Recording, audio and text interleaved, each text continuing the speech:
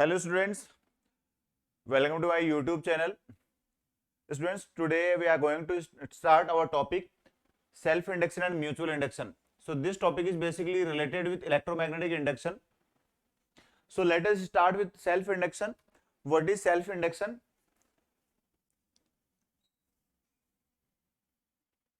See, static induction. So inductance is that property of electrical circuits which opposes any change in current in the circuit. It means simply we have seen in earlier lectures also that this property of inductance is simply caused due to opposes any change in current in given circuit. Inductance is inherent property of electrical circuits. It will always be found in electrical circuits whether we want it or not. The circuit in which a large EMF is induced, when the current in circuit changes, it will have greater inductance. It means simply we have to keep in mind if there is large amount of induced EMF is there, then there will be large amount of change in current flow. Inductance is called electrical inertia. So simply we can say, like we have seen inertia in mechanics. So here also this property inductance is simply known as inertia. So it is analogous to property of inertia in mechanics, because we know that due to inertia a body at rest opposes any change in its position. So we know about inertia that if any object is having property of inertia, then it means it has a tendency to oppose its current position or motion. Similarly, here inductance is also opposes any change of current in circuit. Thus it is called electrical inertia. So this is the general introduction of inductance. Now let us talk about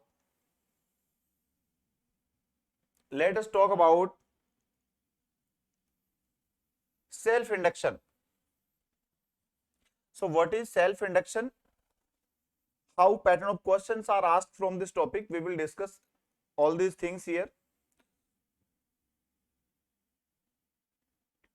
So see, self-induction. So self-induction is what?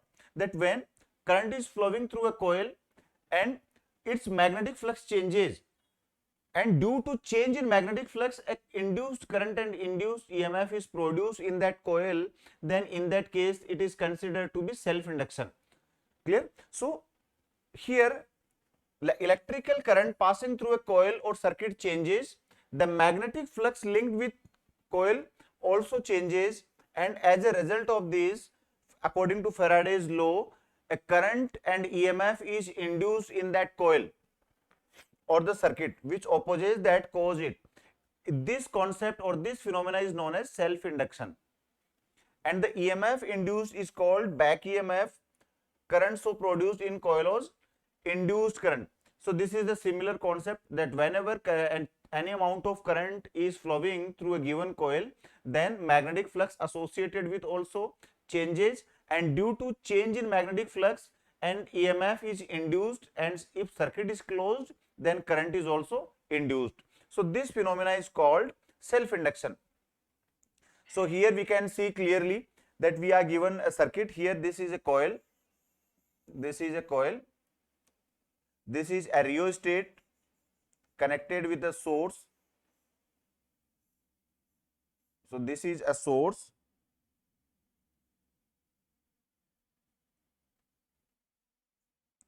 and here again a key. So in this condition, when current is flowing through this coil, then magnetic flux is being changed. Let us say this is the direction of current flowing in it. So here induced current will be in opposite direction. It will change the opposite in the current. Here also key is open. It means current is decreasing. It means current will induce in the same direction. Due to opposition of change in flux. So in both the conditions, one thing is clear. Here switch is on, and here switch is off. Means current is decreasing in this condition. So if current is decreasing, then induced current will be in the direction of current flow from the source, and if current is increasing, then induced current will be in the opposite direction of current flow. Now see coefficient of self-induction. So if we talk about coefficient of self-induction, then let us say that here flux associated with the coil is I and current flowing through the circuit is flux associated with this coil is phi and current flowing through this coil is I, then phi is proportional to I. Phi is proportional to I, and if we remove this proportional sign, then we get a constant L. So this L is known as coefficient of self induction, or we can say self inductance. This L is known as coefficient of self induction, or we can say self inductance. If we say that there are n number of turns, then here we can say that n phi is equal to Li. If number of turns are given to us, so n phi is equal to Li. So here L is equal to n phi upon I. L is equal to n phi upon I. So here n number of turns, phi flux, and I current flowing through the coil. So this is simply its value. Now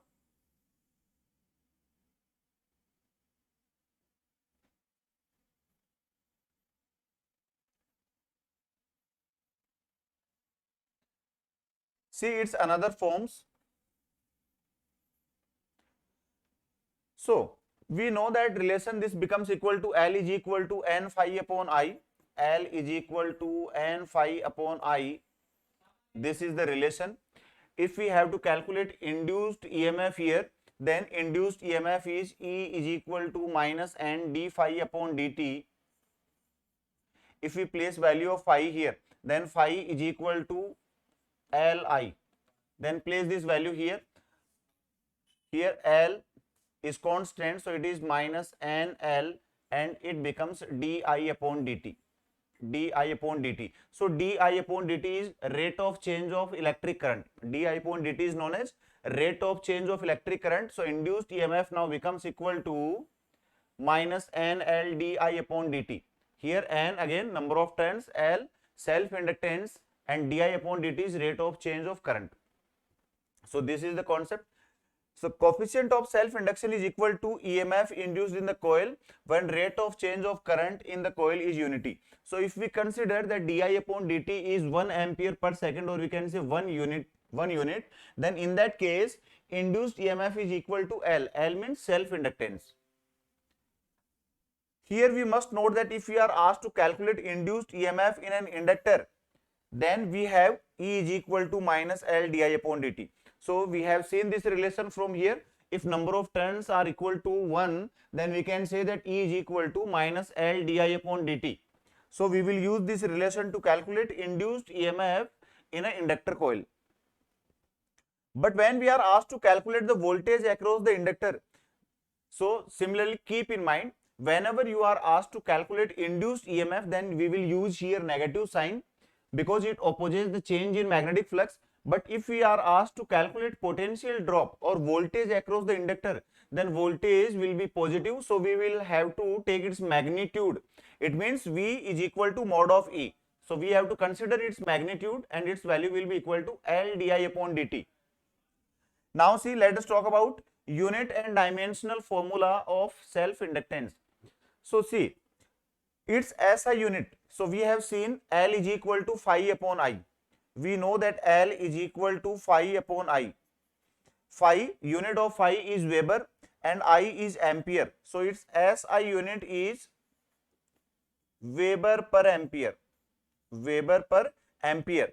So you can say Weber per ampere, or you can say Weber can be said as Tesla into meter square. So Tesla meter square upon ampere, or you can say Newton meter upon ampere square, or you can say joule upon ampere square. Whatever unit you consider can be taken from here. So if we talk about its dimension, then its dimension can be calculated by using any of the relation. So its dimension is simply m1L2 T minus 2 divided by A2. So its dimension will be m1L2 T minus 2 A minus 2. So this is the dimension of self inductance. So here we have seen what is the concept of self inductance and what are its dimension and units. Now let us talk about Dependence of self-inductance. So let us see on which factor self-inductance depends.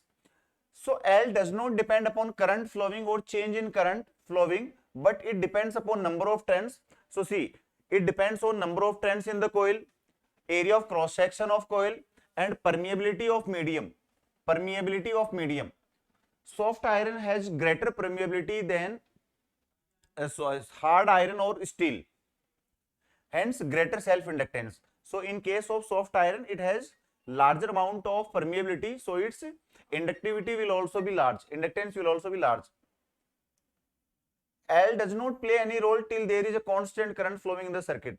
So always keep in mind, whenever we talk about inductance, then inductance, concept of inductance is caused due to variable current. So if we are given that constant amount of current is flowing in the circuit, then there is no role of inductance. L comes into picture only when there is a change in current. So simply keep in mind, variable current will cause inductance phenomena. Now magnetic potential energy of inductor. So whenever we talk about magnetic potential energy, then its magnetic potential energy will be equal to U is equal to half Li square. U is equal to half Li square. Here L is self-inductance and I is current flowing through it. So now you can acquire its different formula, like here it is given Li square. So Li can be taken as phi. So it also becomes equal to U is equal to half phi into I. And if there are number of turns n phi, then we can say it is n phi I upon I2. So these are different formula. If we talk about energy density, then energy density is represented by small u. Energy density is represented by small u. So as we have seen energy density in case of capacitor in electrostatics, so here also we can say energy density in case of magnetic field. So it is known as magnetic energy density, which is B square upon 2 mu naught. B square upon 2 mu naught. B is magnetic field, mu naught is magnetic permeability of vacuum. Now calculation of self-inductance for a current carrying coil. So if we talk about any current carrying coil which has n number of turns, then in that case n phi becomes equal to Li, n phi becomes equal to Li, and phi is equal to Ba cos theta. So in case of a current carrying coil, phi is equal to Ba cos theta. So this relation becomes equal to Nba cos theta is equal to Li, or we can say L is equal to Nba cos theta upon I. This is the concept. If we consider here that theta is equal to 0 degree, then in that case cos 0 will be maximum and L becomes equal to Nba upon I. Nba upon I. So this is the self-inductance of a current carrying coil.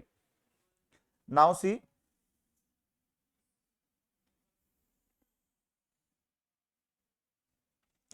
now circular coil.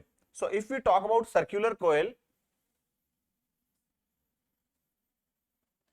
then in case of circular coil, let us say that there are n number of turns in a circular coil and its magnetic field is mu naught Ni upon 2R. So in case of circular coil, magnetic field is mu naught Ni upon 2R. So again concept is very clear. N phi is equal to Li. So L is equal to N phi upon I. Phi again equal to Ba. So it is Nba upon I. If we place value of B, then this relation will be equal to mu naught N square A upon 2R. Mu naught N square A upon 2R. I is cancel out. So it is clear from here that self-inductance is independent of current in it. So here L simply depends. In case of circular coil, L is directly proportional to N square. L is directly proportional to N square. L is also directly proportional to area and inversely proportional to radius. So sometimes this relation, if we talk about area of cross section in case of circular coil, then its area will be pi r square. So see, if I put A is equal to pi r square, then this relation will be L is equal to mu naught n square pi r upon 2. So if you are asked dependence of self-inductance on radius, then L is directly proportional to R. Larger the radius of the circular coil, larger the self-inductance. So this is the simple concept of self-inductance of a circular coil. So keep in mind, self-inductance is independent of current flowing in that coil. So this is the relation. If radius is doubled, so self-inductance will also gets doubled. So clear it is. If radius is doubled, then L will also be doubled. And here, if we compare self-inductance of two different coils having different number of turns, then we can say that L1 upon L2 is equal to N1 upon N2 whole square. N1 upon N2 whole square. Now, if area is doubled, then in that case, pi r dash square is equal to 2 into pi r square. So radius will be root 2r times. Radius will be root 2r times here. So L dash is equal to root 12. In that case, L becomes equal to root 12 because radius is now root twice. So if radius is root 2r, then self-inductance will also be root 2 times of L, initial self-inductance. It means increase in self-induction is around 41.4%. So you no need to memorize these relations. You have to simply keep in mind this relation so that you can calculate any amount of variation which is being asked. If a current carrying wire of constant length is bent into a circular coil of n turns. So again we are given a specific case where we are given a current carrying wire of constant length which is being converted into a circular coil of n turns. So in this case, let us say we are having this wire, length of this wire is L and it is being bent in form of a circular coil. Let us say there are n number of turns of the circular coil. So this length of this conductor, let us say it is L. So L now becomes equal to n number of turns in this circular coil multiplied by length of 1. So length of 1 is 2 pi r equal to its circumference. So this relation length becomes equal to n into 2 pi r, n number of turns of that circular coil and 2 pi r is length of one circular coil. So in this case, n becomes reciprocal to r. In this case, n becomes reciprocal to r. So it is clear from here that n is equal to L upon 2 pi r, or we can say that n is inversely proportional to r. N is inversely proportional to r. That is, if a wire of length L first bent in single turn circular coil, then in double turn, and so by using L and N, we can say that L in second case twice that in first case. So similarly, you can simply use this relation whenever a wire is being bent in a circular coil, then in this case L is proportional to N and L is inversely proportional to R. Similarly, keep this relation in mind. Now see next. Here we are given some different cases in case of square coil, triangular coil, solenoid and toroid. What will be self-inductance? So if we talk about a square coil, then in case of a square coil, magnetic field. So first of all, calculate magnetic field. So magnetic field is mu naught upon 4 pi into 8 root 2 I upon A. So this will be magnetic field, and then we can simply use the self-inductance by using the formula NBA upon I. NBA upon I. So what we should know? We should know the magnetic field of given pattern of coil and then place value of B here and you will get value of self-inductance. So in all the four relations it is being done. So you no need to memorize every relation. You have to simply keep in mind the trick, which is that calculate magnetic field for given coil, place its value and you will get self-inductance. Now see, inductance at the ends of a solenoid is half of its inductance at the center. So why it is so? Because magnetic field at the ends of a solenoid is half of magnetic field at its center. So if magnetic field is half, then inductance will also be half at the ends of a solenoid.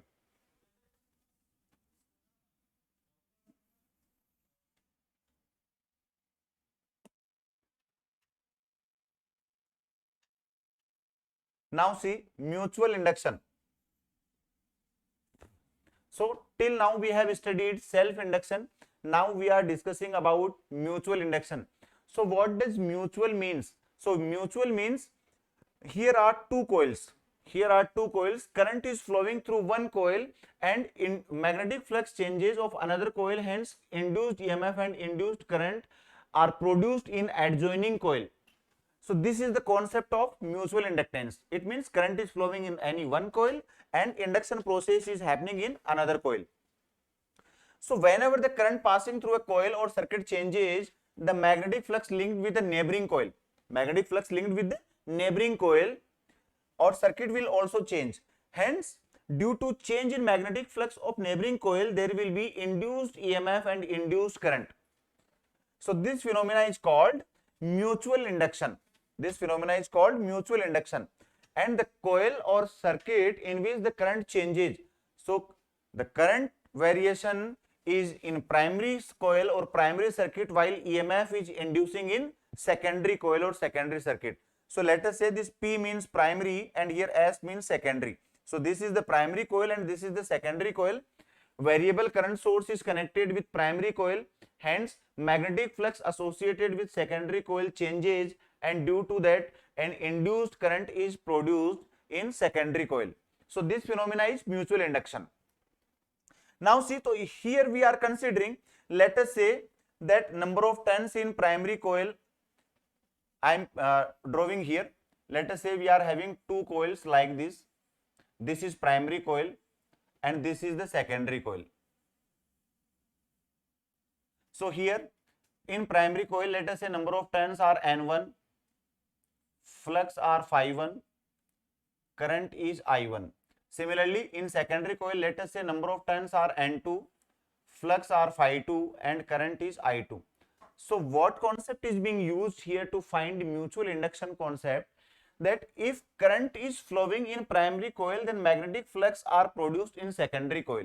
It means phi2 proportional to I1. Phi2 is proportional to I1. Current is changing in any one coil and flux are produced in another coil. So phi2 proportional to I1, or you can say phi1 proportional to I2. Clear? So you no need to memorize these relations. You have to simply keep the concept here that current is flowing in any one coil and magnetic flux are produced in another coil. So here, if I remove this proportional sign, then a constant is there which is known as coefficient of mutual induction. So this M is known as coefficient of mutual induction, or we can say that it is known as mutual inductance. Mutual inductance. So M is equal to phi2 upon I1. So if we say that I1 is equal to 1 ampere. So if current flowing through primary coil is 1 ampere, then flux produced in secondary coil is equal to mutual inductance. So this is the general relation. This is the general relation. Now see, if we say that there are N2 number of turns in secondary coil, then we can also say that M is equal to N2 phi2 upon I1. So this is the general concept of mutual inductance or coefficient of mutual induction. Now see, if we have to calculate induced EMF in secondary coil, here I am talking about flux change in secondary coil. So current and EMF will also induced in secondary coil. So E2 is equal to minus N2 d phi2 upon dt, and phi2 is equal to m I1. So we can say that minus N2 m di1 upon dt. So here again we can define induced EMF, we can define mutual inductance in terms of induced EMF. So if rate of change of current in primary coil is unity or 1 ampere per second, then EMF induced in secondary coil is equal to mutual inductance. So this is the another relation. Now if we talk about units and dimensions, so units and dimensions of mutual inductance are also equal to units and dimensions of self inductance. So if we talk about its unit, then its unit is also equal to Weber per ampere because again here this relation phi 2 upon I1 means Weber upon ampere, and its dimension is m1 L2 T minus 2 A minus 2. So unit and dimensions both are equal to self inductance. Now, dependence of mutual inductance. On what factors mutual inductance depends? So again, the concept is very clear. Number of turns in primary and secondary coil in both the coils, coefficient of self inductance, L1 and L2 of both the coils, area of cross section of the coils, magnetic permeability of the medium, distance between two coils.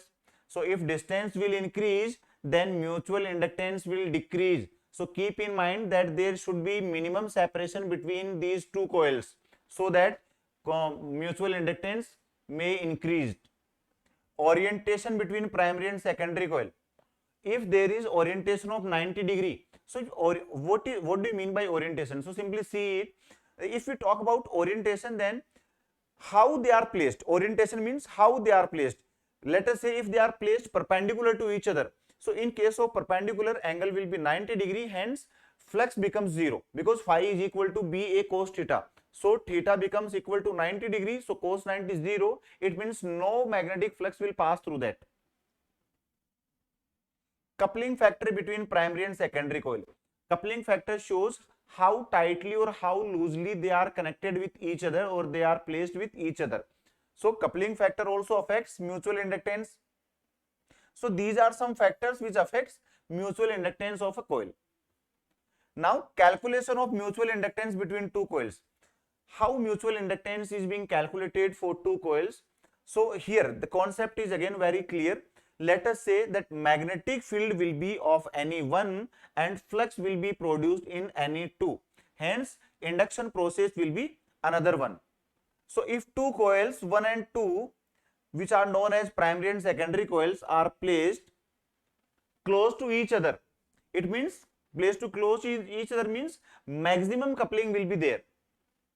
N1 and N2 number of turns in primary and secondary coil. So again concept is clear that N2 phi 2 is equal to M I1. N2 phi 2 is equal to M I1. So we have seen this relation earlier also. If we place value of phi, so phi is equal to, as I told you earlier, magnetic field will be of primary coil and flux will be produced in secondary coil. So we can say here N2 and phi 2 is equal to B1 into A2, which is equal to Mi1. So from here we can say that value of M is equal to N2 A2 upon I1 into B1. So this is the general concept. This is the general concept. In case of self-inductance, we have seen this relation as NBA upon I. Here, current is flowing in one coil and flux are produced in secondary coil. So number of turns and area will be taken of secondary coil and magnetic field will be of primary coil. Now see, here we are given different shape of coils. So let us discuss them one by one.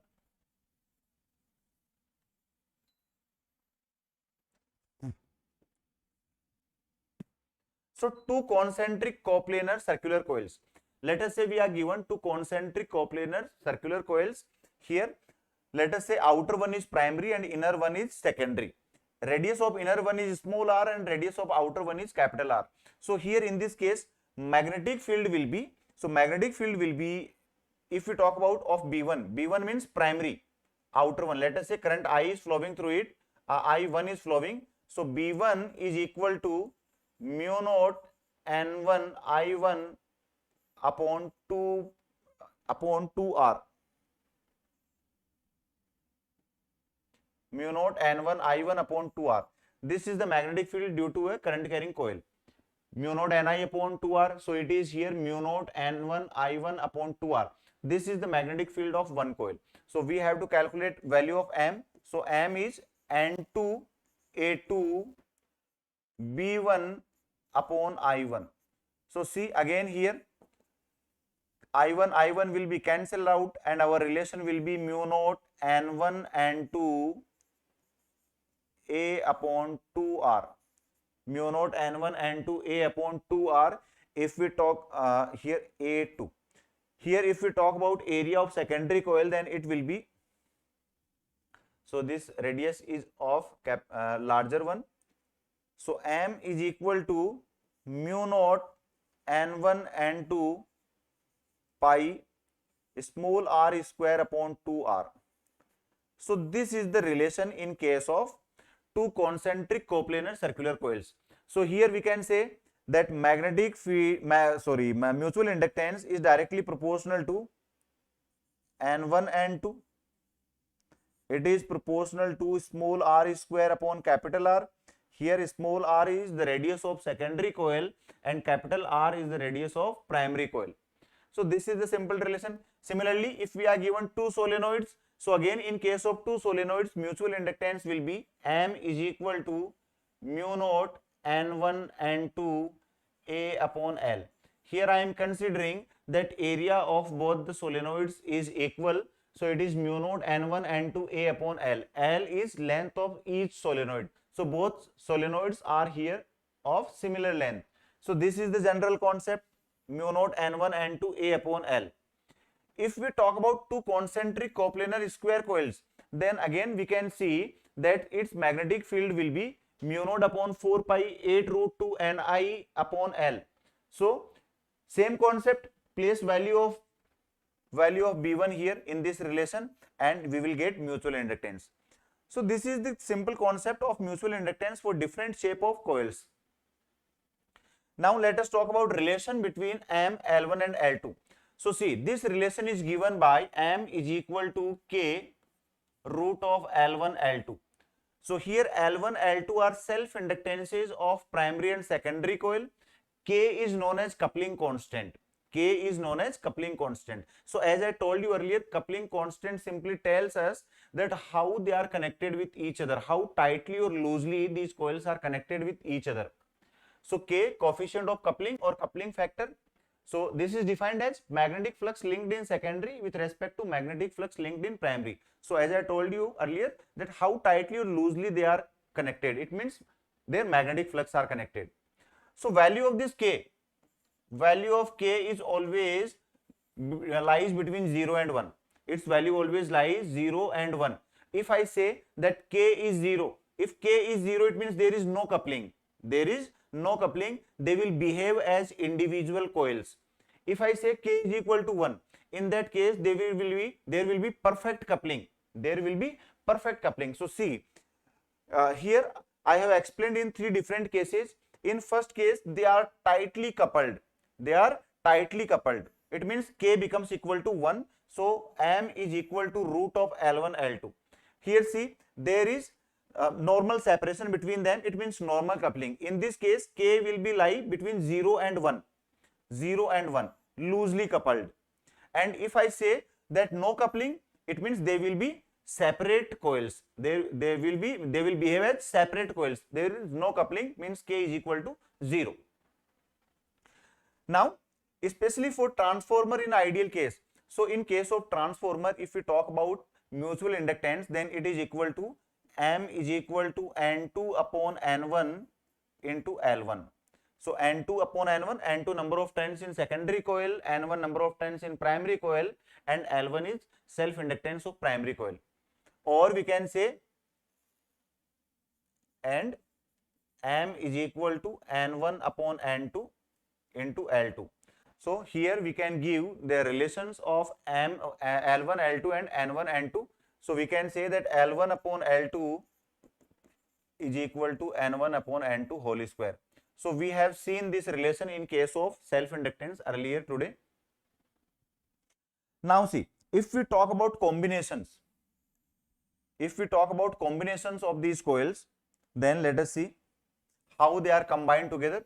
So as we combine resistors or capacitors in series or parallel, similarly these inductor coils can also be connected in series or parallel. So let us see how they are connected.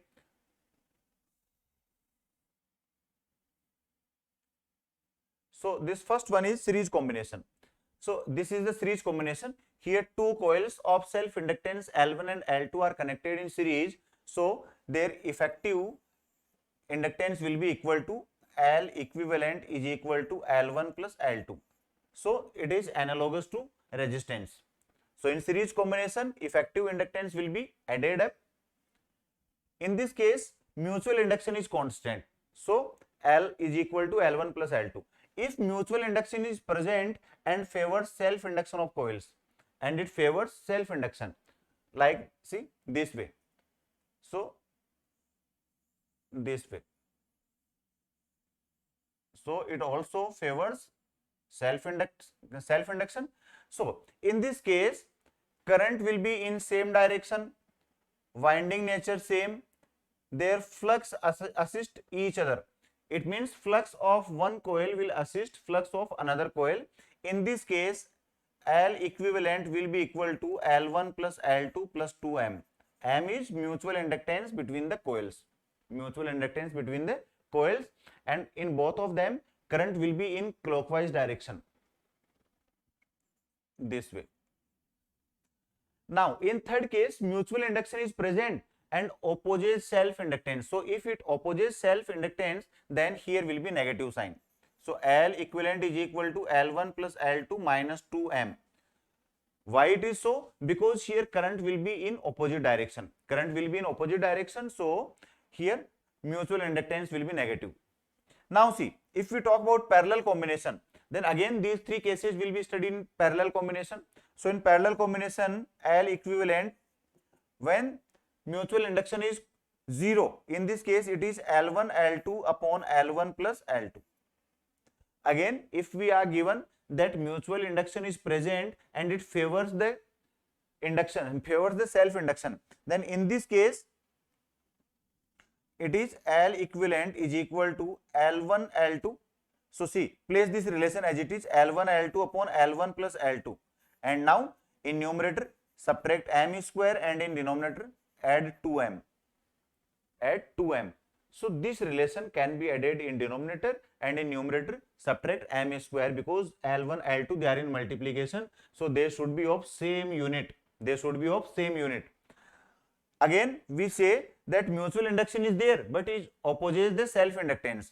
So in this case again L equivalent is equal to L1 L2 minus M square divided by L1 plus L2 minus 2M. So here due to opposition it will be minus 2M. So this is the simple concept of combination in series and parallel. If nothing is said, then it is to be considered that mutual inductance between the coils is absent. So whenever you are asked to combine given coils and you are not given whether there is mutual induction is present or not, then we have to consider that mutual induction is not there.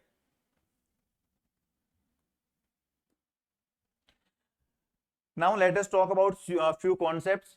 A thin long wire made of material of high resistivity behaves predominantly as a resistance.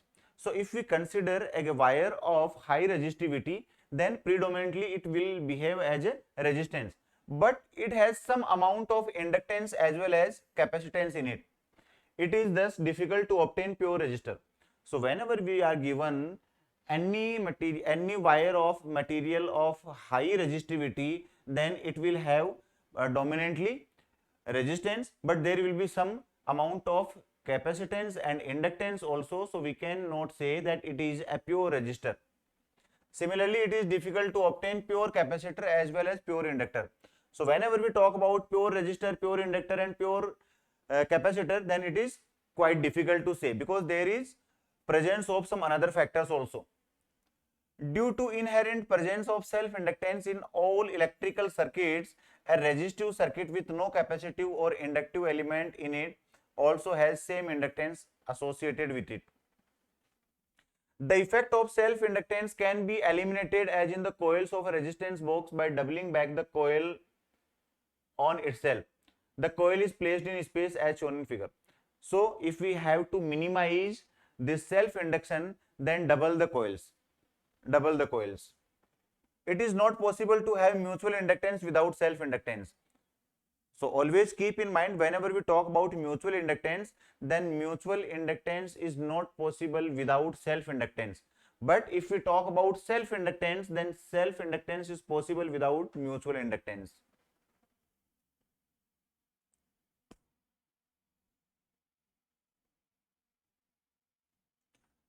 See here two more concepts.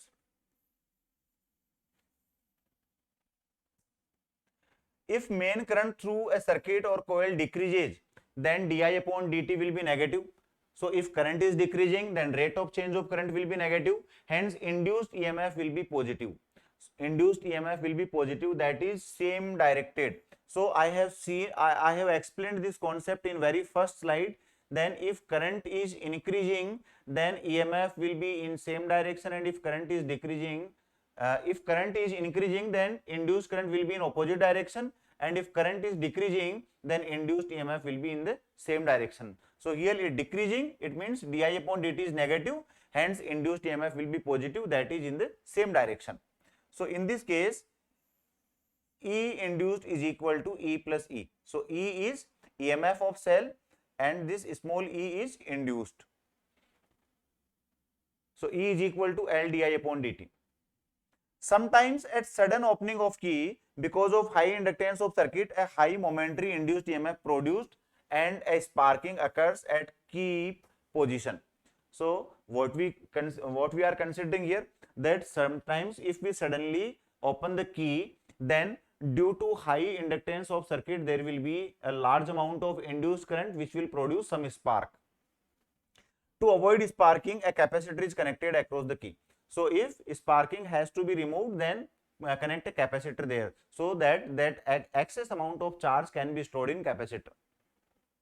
One can have resistance with or without inductance, but one cannot have inductance without resistance. It means we can have a resistance without inductance, but we cannot have an inductance without resistance. If we are talking about inductance, then definitely there will be some resistance also. Now see, the circuit behavior of an inductor is quite different from that of resistor. While a resistor opposes the current I, an inductor opposes the change in current. Because inductance property similarly, it is called as inertia. Inertia means it opposes the rate of change of current. So it does not oppose current, it opposes change in current. Now let us see a few pattern of questions here. We are given that a solenoid has 2000 turns wounded over a length of 0.30 meter. So L is given, number of turns are given. The area of cross section 1.2 into 10 to the power minus 3 meter square around its central section. Around its central section, a coil of 300 turns is wounded. So again, in its central section, another coil is there. Let us say here this is number of turns N1 and here number of turns are N2. If an initial current of 2 ampere in the solenoid is reversed in 0.25 seconds, then EMF induced, it means it is the current I1, here this is the time t, then EMF induced. So see, here we are given two coils, so we have to calculate, we have to use concept of mutual inductance. So see, mutual inductance M is equal to mu naught N1 N2 A upon L. In case of two solenoids, we use the relation M is equal to mu naught N1 N2 A upon L. If we talk about induced EMF, then it is M into di upon dt. E is equal to M di upon dt. So first of all, calculate value of M, mutual inductance. From here we are given induced, we have to calculate induced EMF. So place this value of M here, so it will be mu naught N1 N2 A upon L into di upon dt. Now see, N1 N2 given to us, area of cross section given to us, length is given to us, and di upon dt, change in current. So we are given that 2 ampere of current is changing in 0.25 seconds. So we can also calculate di upon dt. So place all the values in this formula and we can calculate value of induced EMF. Another one, the coefficient of self-inductance of a solenoid. So we are given L. Self-inductance is given to us. If a rod of soft iron of relative permeability 900, relative permeability means mu r, we are given mu r, which is 900, is inserted then the coefficient of self-inductance will become nearly. So in this case, we know the relation L is equal to, we know the relation L is equal to mu naught n square A upon L. L is equal to mu naught n square A upon L. Clear? L is given to us. L is given to us. Then we have to calculate coefficient of self-inductance. So we have to give the relation of self-inductance when permeability is being used. So we know L is equal to mu naught n square A upon L. So in case of soft iron core, its inductance will be mu naught mu R. So see, this is in case of vacuum. In case of medium, it will be mu n square A upon L. Or we can say that L dash is equal to mu naught mu R. So mu naught mu R n square A upon L. So similarly, use the relation L upon L dash is equal to 1 upon mu R, or we can say that L dash is equal to L into mu R. L into mu R. So here 0.18 into 900. 0.18 into 900 will be self-inductance when iron core is inserted in it. The self-inductance of a solenoid may be increased by inserting a soft iron core. So see, we can see from here, and we also know, I have discussed in earlier slides also, that soft iron has high permeability. Soft iron has high permeability, so its inductance will also be high. Its inductance will also be high. So now I have given a formula here. You can use this formula directly, that L dash is equal to L into mu R. Here mu R is relative permeability. Now see next question.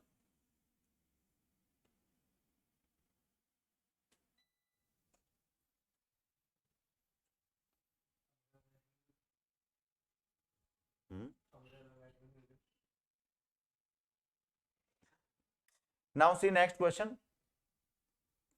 In the following circuit, the bulb will become suddenly bright. The bulb will become suddenly bright. So we are given options: if contact is made or broken, contact is made, contact is broken, won't become bright at all.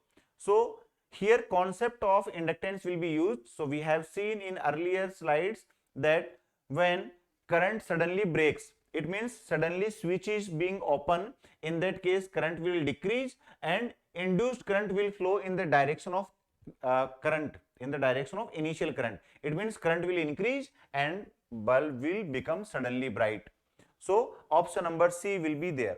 When contact is broken, so due to broken contact, there will be induced current in the similar direction of initial current flow. So current will increase.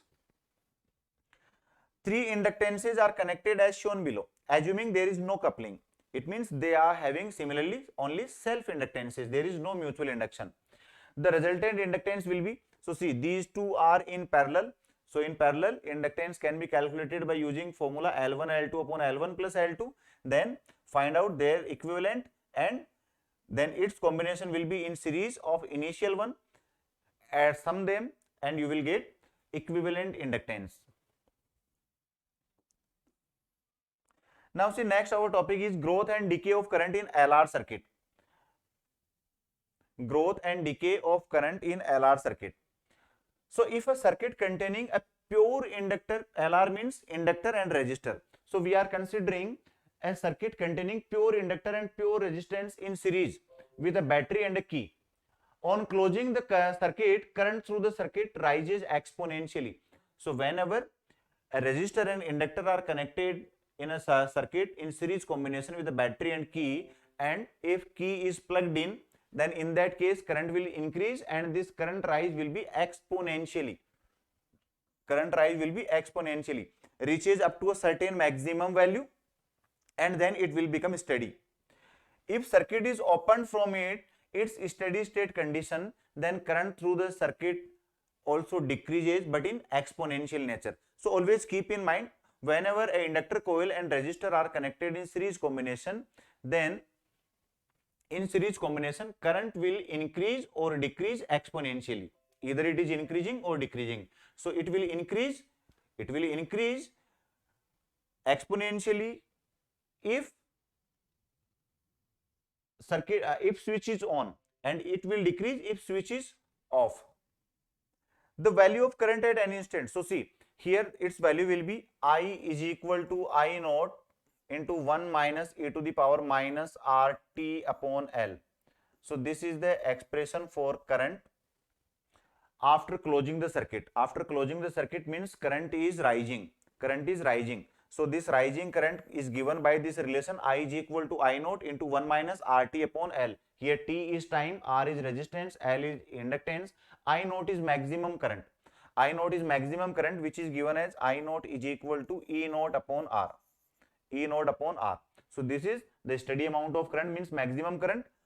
And when switch is open, it means it will decrease in steady condition. Then in this case, its relation will be I is equal to I naught e to the power minus RT upon L. So here current is decreasing, it means switch is open, and here switch is off, it means current is increasing. Let us talk about time constant here.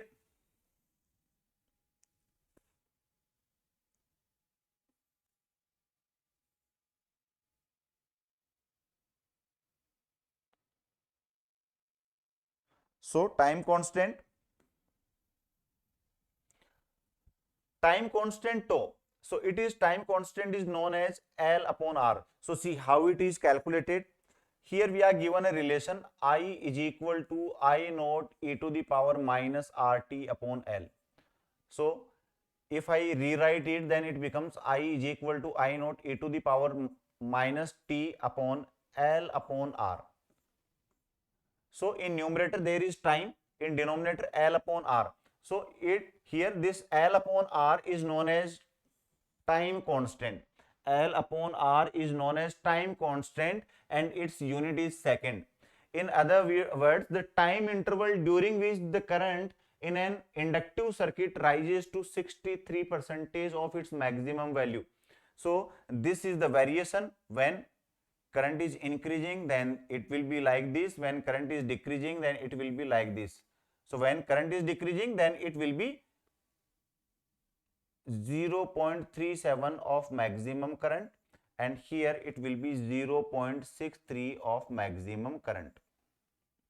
So it is defined as tau, which is time constant. So dimension of L upon R are same as those of time. So if you are asked, sometimes you are asked in your competitive exam that what is the dimension of L upon R. So L upon R is time constant and its dimension is equal to time. Half time. So half time, in this time current reduces to 50% of initial value. It means in half time current will reduce to 50% of its initial maximum value, that at t is equal to t current becomes half. And again half life obtained as t is equal to 0.693 L upon R. So if we talk about half life, let us say it is t half, so it is 0.693 L upon R. This is the relation of half life in case of LR circuit. U is equal to Li square. So in half life time current changes from I naught by 2, hence energy becomes U naught by 4. So you can see from here it is I square. So if current is half, then potential energy will be 1/4. Behavior of inductor. The current in the circuit grows exponentially with time from 0 to maximum value. Just after closing the switch, as I is equal to 0, inductor acts as an open circuit, that is broken wires. And long after the switch has been closed, as I is equal to I naught, the inductor acts as a short circuit, that is simple connecting wire. So what is the concept given here? If you talk about behavior of conductor, then we have seen here that current rises exponentially. Current rises exponentially from time 0 to any maximum value, from any 0 to maximum value. And just after closing the circuit, or closing the switch, current becomes equal to 0. Current becomes equal to 0. In this case, it will behave as open circuit. It will behave as open circuit, or we can say broken circuit.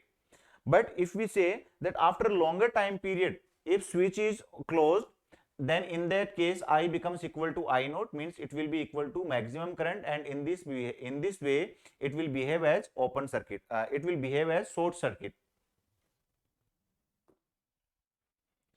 Now see, so this is the condition. Initially I is equal to 0, just after closing the switch I is equal to 0, and long time after closing the circuit, so it will behave as short circuited and it will simply behave as a wire. So I becomes equal to E upon R, means maximum value. Now see LC oscillation. So if we talk about LC oscillations, then let us talk about LC oscillations. Again we are considering that an inductor and a capacitor are connected in a given circuit. So when a charged capacitor having an initial charge Q naught is discharged through an inductor. So how it is being discharged? Because it is connected in circuit with inductor. So the charge and current in circuit starts oscillating simple harmonically.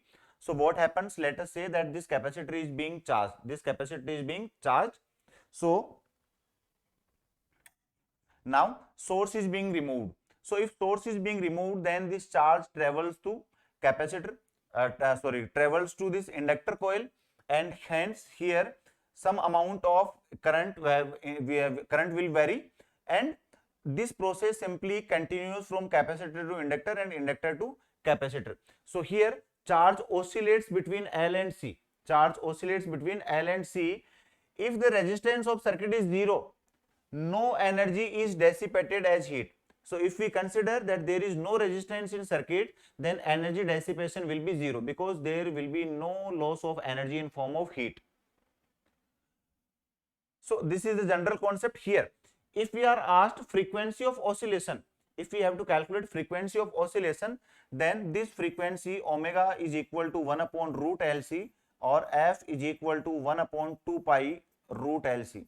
So this is the frequency of oscillation, and omega is angular frequency of oscillation.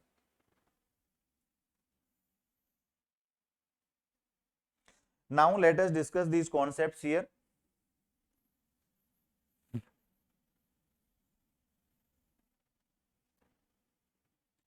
Comparison of oscillation of mass spring system versus LC circuit.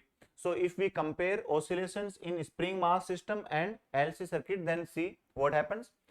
So here in left hand side I am considering mass spring system, and in right hand side it is LC circuit.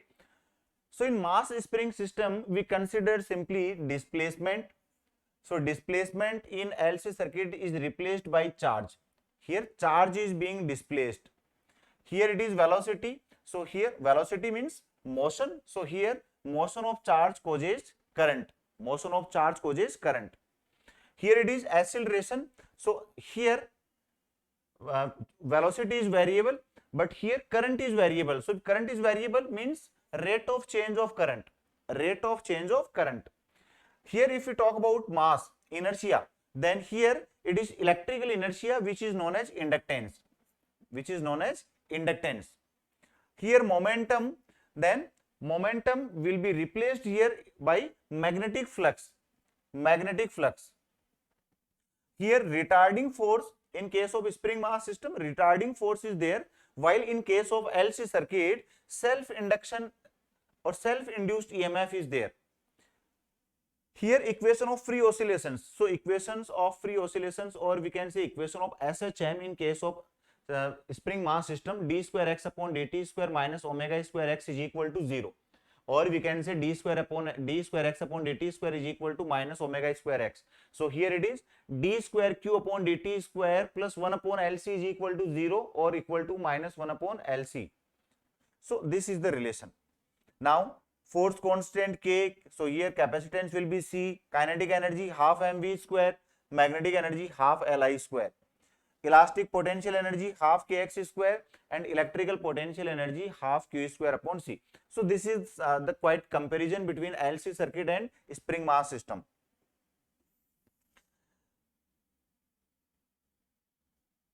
Now let us talk about a question.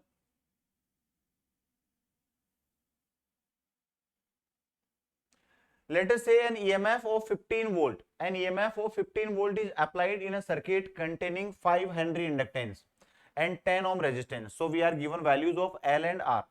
The ratio of currents at time t is equal to infinity and t is equal to 1 second. So we have to calculate ratio of currents at time t is equal to infinity and t is equal to 1. So we know the relation I is equal to I naught e to the power minus RT upon L. Here at t is equal to infinity, if we place t is equal to infinity, then I becomes equal to I naught, because e to the power minus infinity becomes 0. And at t is equal to 1 second, so if we place t is equal to 1, value of R and L given to us, then in that case its value will be I naught into 1 minus 1 upon E, or E square, or you can say 1 minus e to the power minus 2. So in this case I naught upon I will be equal to E square upon E square minus 1. So simply you have to use the relation of current which varies exponentially with respect to time. Now see, if we talk about applications of EMI, then see what are the applications. So electromagnetic induction is used to produce eddy currents. It is used to produce eddy currents. So eddy currents are simply produced due to due to variable magnetic flux. When a changing magnetic flux is applied to a bulk piece of conducting material, then circulating currents, which are called as eddy currents, are induced in the material. So if we consider any bulk piece, or we can say thick piece of a material which is being placed in variable magnetic flux, then some circulating currents are called, which are known as eddy currents. Because the resistance of bulk conductor is usually low. So if we talk about a thick conductor, then we know that resistance is inversely proportional to area. So if area will be large, then resistance will be smaller. So why we use bulk conductor or thick conductor? Because its area is large, hence resistance will be low. So eddy currents often have large magnitudes and heating up the conductor. So eddy currents are basically used to heat up the conductor. So these are circulating currents like eddies in water. Experimental concept given by Fouquet, hence named also as Fouquet current. So see, eddy currents was experimentally performed by scientist Fouquet, so they are known as Fouquet currents. Disadvantage of eddy currents. So what are disadvantages? So as we have seen that it basically heat up the conductor. So the production of eddy currents in metallic block leads to loss of electrical energy in form of heat due to high production of heat. The heat produced due to eddy currents breaks the insulation used in electrical machine or appliances. So in electrical machines or appliances, when insulating is being made, that can be broken due to heating up. Eddy currents may cause unwanted damping effects. So simply, concept of eddy currents are used in galvanometers. In deadbeat galvanometers, concepts of eddy currents are used for damped oscillations. Minimization of losses due to eddy currents. So how these losses can be minimized? By lamination slotting. By lamination slotting processes, the resistive path for circulation of eddy currents increases, resulting into weakening them and also reducing losses by them. So by laminating or by slotting, eddy current losses can be minimized. Then applications of eddy currents. So as I told you earlier, that application, that these eddy currents are used in deadbeat galvanometers. So in deadbeat galvanometers, when pointer deflects from mean position, then due to these damping oscillations, that pointer returns back to the initial position. So this is the one use. Next, electric brakes. In high speed trains, electric brakes are based on concept of eddy currents. Induction furnace. In induction furnace, materials or metals of high melting points are placed to melt. Speedometer. In cars or in automobiles, speedometer is also based on concept of eddy currents, because again here concept of damping oscillations will be used based on eddy currents. Diathermy. In diathermy, let us say any particular issue of body is damaged, so which can be removed by the process which is known as diathermy. So what is being done? some wires in coil form are wounded on that tissue, and due to current supply, eddy currents will be produced there, and eddy currents produce a large amount of heat which burns that particular damaged tissue. Energy meter, so in energy meters also concept of eddy currents is used. So these are simple applications of eddy currents. Now let us talk about DC motor. So DC motors, so first of all, if you talk about motor, then what is a motor? So motor simply converts electrical energy into mechanical energy. It converts electrical energy into mechanical energy. So when current is supplied to any motor, then it rotates and mechanical work is being done. Its principle, so principle of DC motors is simply based on magnetic effect of current. So they are based on magnetic effect of current. So what we can say, that whenever any coil is placed in a magnetic field, whenever any coil is being placed in magnetic field and current is flowing through it, then in that magnetic field it will feel a force which is F is equal to ILB. So due to force on that coil, there will be a torque, and due to that torque, that coil will rotate in uniform magnetic field. So this is the simple construction. So I am not going to explain in detail about constructions of these motors and generators. So simply let us see. These N and S are strong magnetic poles. N and S are strong magnetic poles. A rectangular coil is placed between these poles, which are connected with commutators here, and these commutators are connected with carbon rings. So carbon brushes B1 and B2, and connection of these carbon brushes are made with a source. So this is the simple construction. So these S1 and S2 are split rings, or you can say these are commutators. B1, B2 are carbon brushes, and this is the source. So working is simple. As I told you earlier, then when current is flowing through this coil with the source, then due to current flow, this is the direction of magnetic field. In this magnetic field, a force will be there. So direction of this force can be calculated by right hand palm rule or Fleming's left hand rule. So a magnetic force will be there which causes a torque.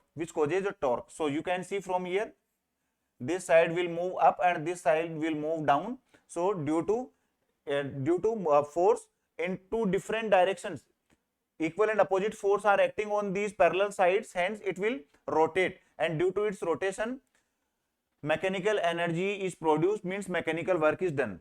So this is the concept of DC motor. Now if we talk about current in motor, then current in motor can be calculated by using the relation I is equal to capital E minus small e upon R. So here small e is K omega. When motor is just switched on, then omega is equal to 0. Hence it means small e becomes equal to 0, and in that case a constant or maximum current will flow, that is I is equal to E upon R. Similarly, now see, a small motor tends to have high resistance. So if we talk about any small motor, then it will always have high resistance, and the large ones and do not normally need a starter. So small motors have high resistance, then they do not need a starter. Mechanical power and efficiency of DC motor. So if we talk about mechanical power and efficiency, then power supply to the motor is E into I. So E is potential difference and I is current, and the power dissipated in the form of heat, which is equal to I square R. So remaining power is, this is the power supplied, EI. E is EMF of the source, I is current, and heat is I square R. So if we subtract heat from total power supply, then we will get remaining power, EI minus I square R. This power is known as mechanical power. So this is the mechanical power. So mechanical power is equal to EI, means power supplied, minus I square R, means this is power dissipated in form of heat. If we talk about efficiency, then efficiency is output power upon input power. So we can simply say that small e upon capital E. Here small e is known as back EMF. So as I told you earlier that back EMF is E is equal to K omega. E is equal to K omega. So this is back EMF and this is supply voltage. Now let us talk about AC generator. So if we talk about a generator, so generator is simply a reverse process of motor. In motor we have seen that motor is basically used to convert electrical energy into mechanical energy. While if we talk about generator, then generator converts mechanical energy into electrical energy. So there are two types of generator. One is AC and another one is DC generator. So I am briefly explaining here AC and DC generator both. So if we talk about generator, then it is used to convert mechanical energy into electrical energy. Generator, principle of generator is based on electromagnetic induction. So it simply works on electromagnetic induction. Its principle is electromagnetic induction. It means whenever any coil is being rotated in any magnetic field, then due to change in magnetic flux, there will be induced EMF and induced current. So again, same concept is there. These are two poles. One is north pole, another one is south pole. A rectangular coil is placed here and here. Now two rings are connected. So these two rings are connected here and these rings are intact with carbon brushes B1 and B2, and these carbon brushes are connected with output supply.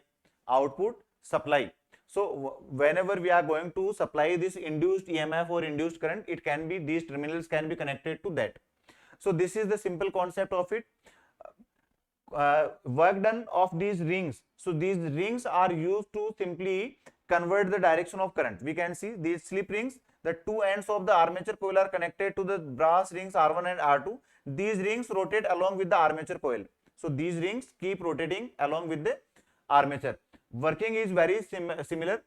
In first half rotation, current flows in any one direction, and in second half rotation, direction of current will be reversed. So this is the concept, and this process keep on varying. So see from here, this is the concept. Theta is equal to 0 degree, initial condition. Theta is equal to 90 degree, varies. Again 180 degree, varies. 270 degree, direction of current changes, and 360 degree, initial condition. So this is the one's complete cycle from 0 to 360 degree. So this is the concept from 0 to 360 degree. This is the variation, or this is the production of AC current here due to variance. So if we talk about here induced EMF, then in case of generator, we know that induced EMF is equal to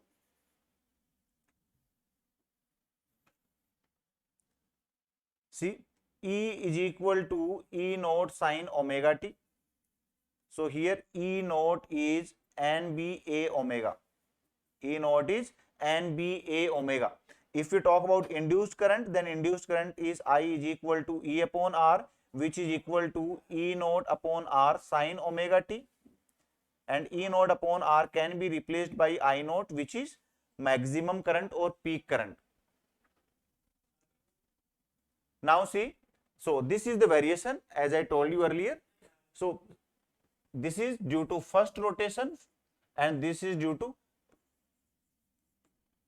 second rotation, second half rotation. Frequency of AC produced is given by Np upon 2. So here P number of magnetic poles and N rotational frequency of armature. So this is the frequency. So FAC is equal to Np upon 2. So number of poles multiplied by number of turns rotational frequency of armature means RPS divided by 2. So this is the general concept of AC generator. Now let us have a brief look on DC generator. So in case of DC generator, in spite of slip rings, we use commutators here. So commutators are basically used to, these are C-type shape and these are basically used to change the direction of current, in each half rotation.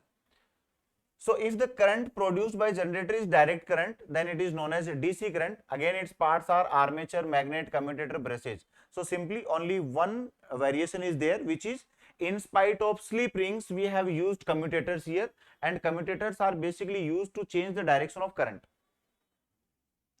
Practical efficiencies of big generators are about 92 to 95%. So if we talk about efficiency of generators, then they are simply on an average 90% efficient. DC motor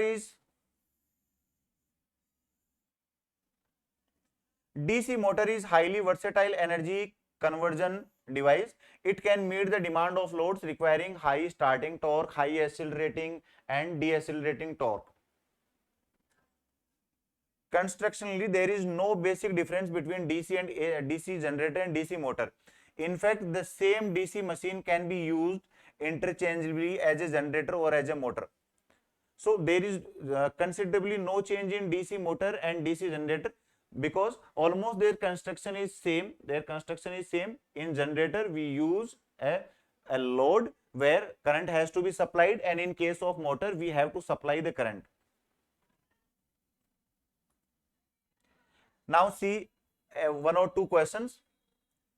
The armature of DC motor has 20 ohm resistance. So resistance of armature of a DC motor is 20 ohm. It draws a current of 1.5 ampere when run by 220 volt DC supply. So we are given resistance, current and power supply. The value of back EMF. So value of back EMF is E is equal to EMF of source minus IR. EMF of source minus IR. This is the back EMF. So simply use this relation to calculate back EMF.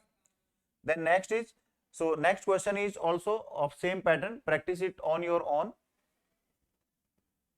So note it down by pausing the video and practice it on your own.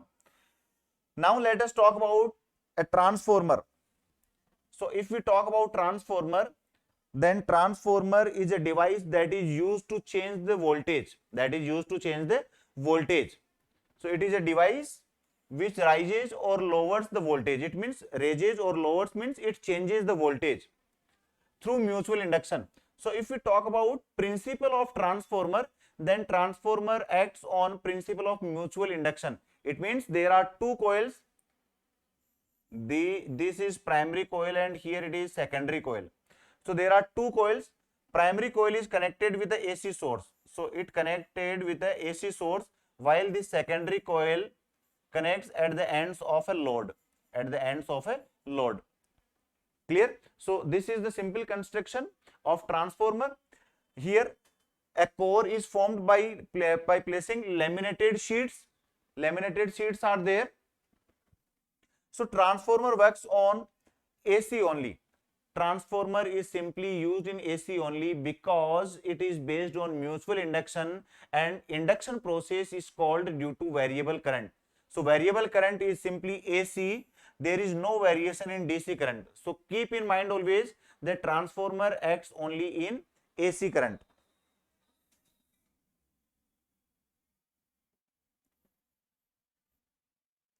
Now see, it can increase or decrease either voltage. So as I told you earlier, transformer can be used to increase or decrease the voltage. Based on its concept, transformers are categorized into two parts, step up and step down. Step up transformers are used to increase the voltage, and step down transformers are used to decrease the voltage. Near our houses where power is supplied to our home appliances, so you have seen a transformer is set up near our houses or near our home supply. So that type of transformers are step down transformers, because they convert that voltage of high supply, means around 220 volt to 22,000 volt supply into 220 volt supply. So transformers near our home supply are step down, and transformers in power stations are step up. Transformers does not change the frequency of input AC. There is no electrical connection between the winding, but they are linked magnetically. So you can see clearly from here, there is a gap between primary and secondary coil, means they are not connected by winding. Effective resistance between primary and secondary winding is infinite. the flux per turn of each coil must be same. It means rate of change of flux in primary and secondary coil should be same.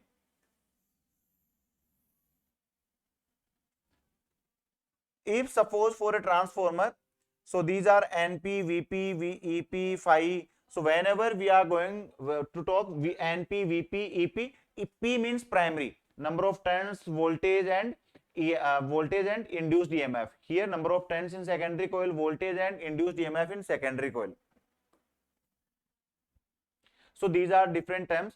So if we talk about for an ideal transformer, so for an ideal transformer there is no loss of power. There is no loss of power. So we can say that input power is equal to output power.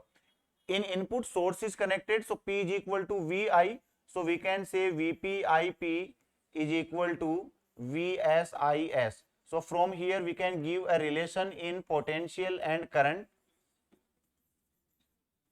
So potential difference is inversely proportional to current. Vp upon Vs is equal to Is upon Ip.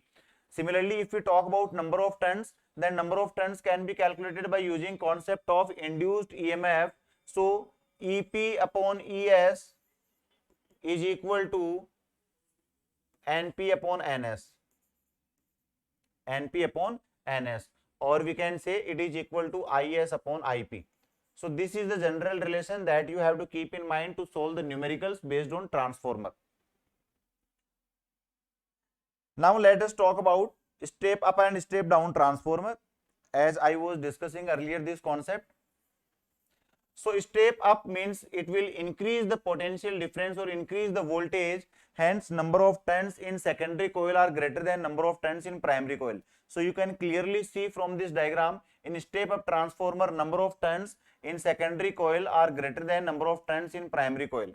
So if Ns is greater than Np, then Vs will also be greater than Vp, and this is its function.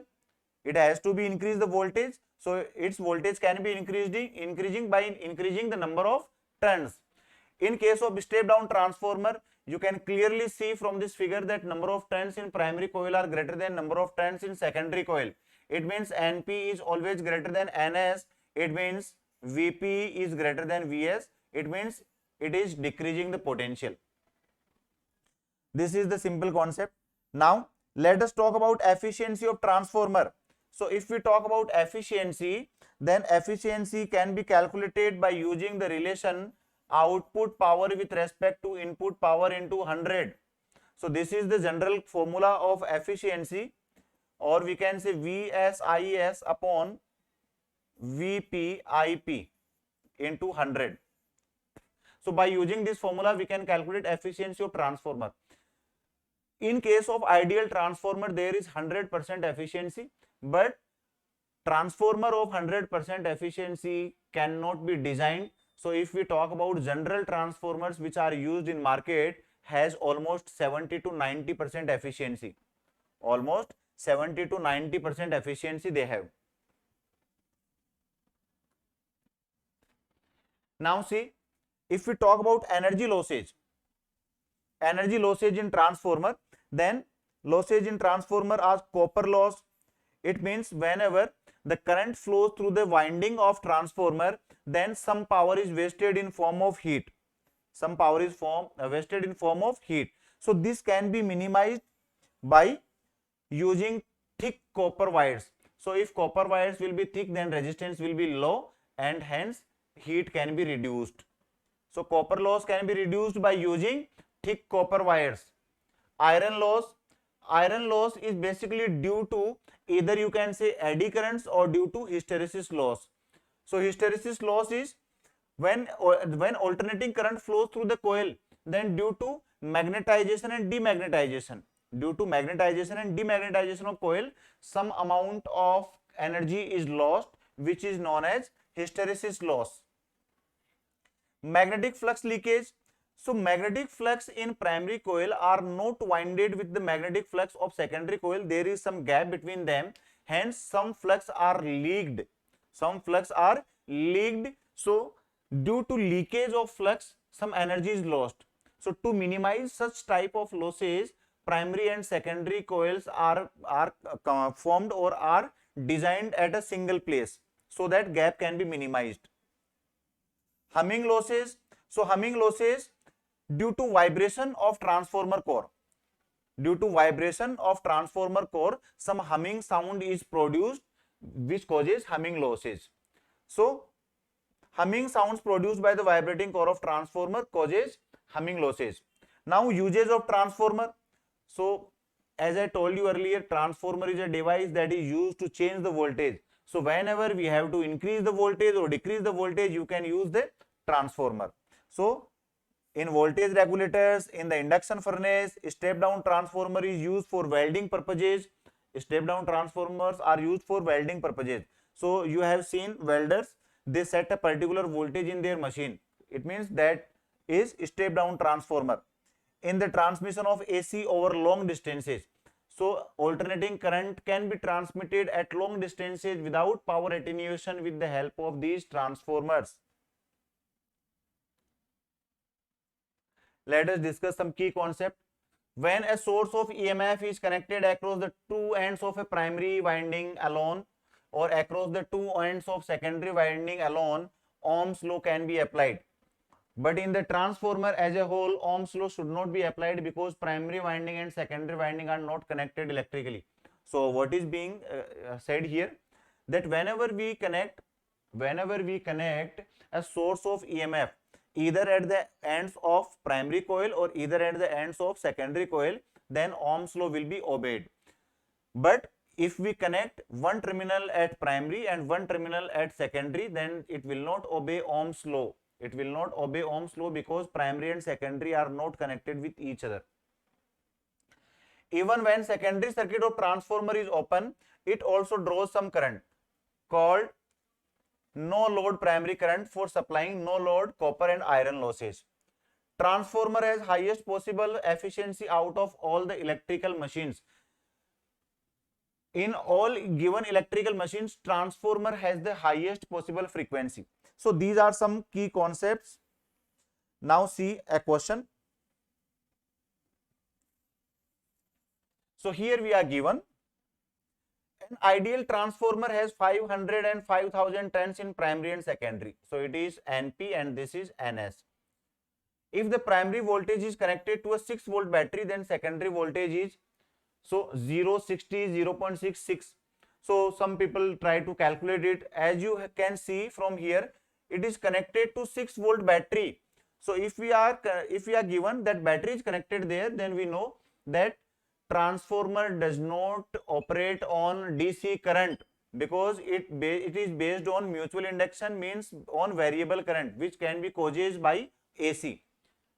Similarly, next questions are also simple. You can practice on your own. You can note down these questions by pausing the video. So students, that's it from today's topic.